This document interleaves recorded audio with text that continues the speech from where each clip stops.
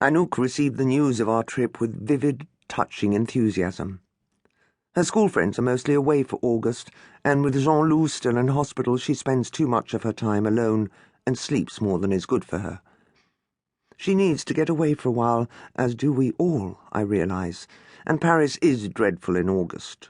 A ghost city, crushed in a fist of heat, shuttered shops, streets bare of everything but tourists with their rucksacks and their baseball caps, and the traders who follow like swarms of flies. I told her we were going south.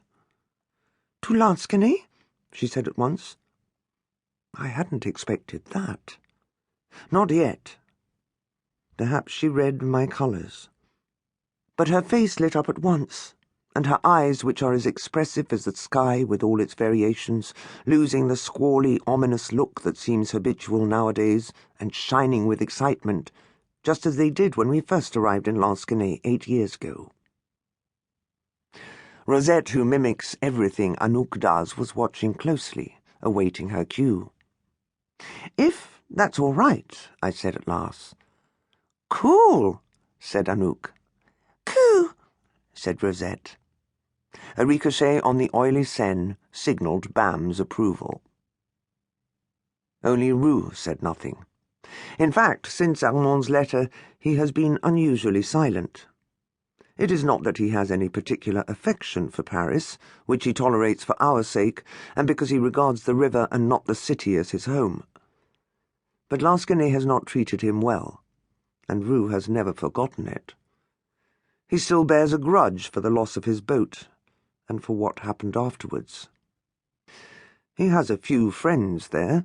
Josephine is one of them, but on the whole he sees the place as a den of small-minded bigots who threatened him, burnt his home, even refused to sell him supplies. And as for the curé, Francis Reynaud. In spite of his simplicity, there is something sullen about Roux, like a wild animal that can be tamed but never forgets unkindness. He can be both fiercely loyal and fiercely unforgiving.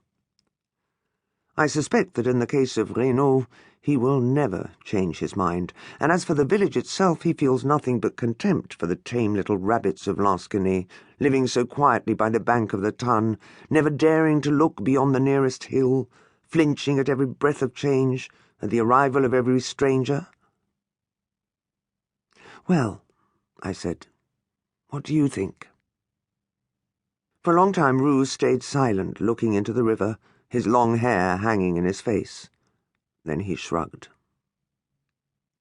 "Maybe not."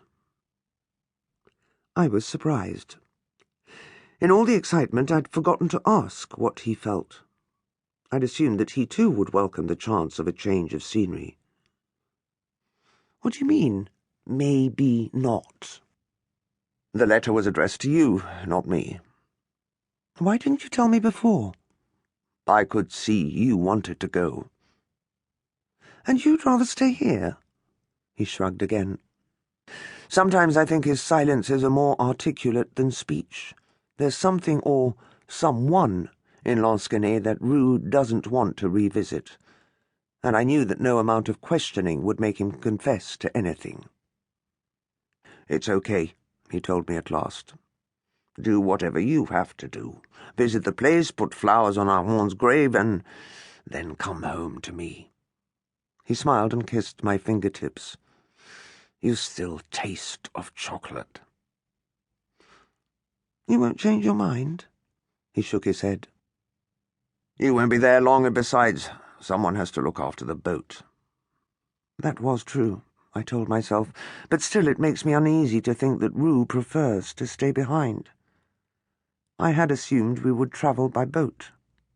Roux knows all the waterways. His route would have taken us down the Seine and through a maze of canals to the Loire, and from there towards the Canal des Deux Mers, the Garonne, and at last into the Tann, through locks and lifts, fast water and slow, past fields and castles and industrial estates, watching the water change as we go from broad to narrow and back again, from oily to green, fast-moving to slow, brown to black, to yellow, to clear. Each river has its own personality.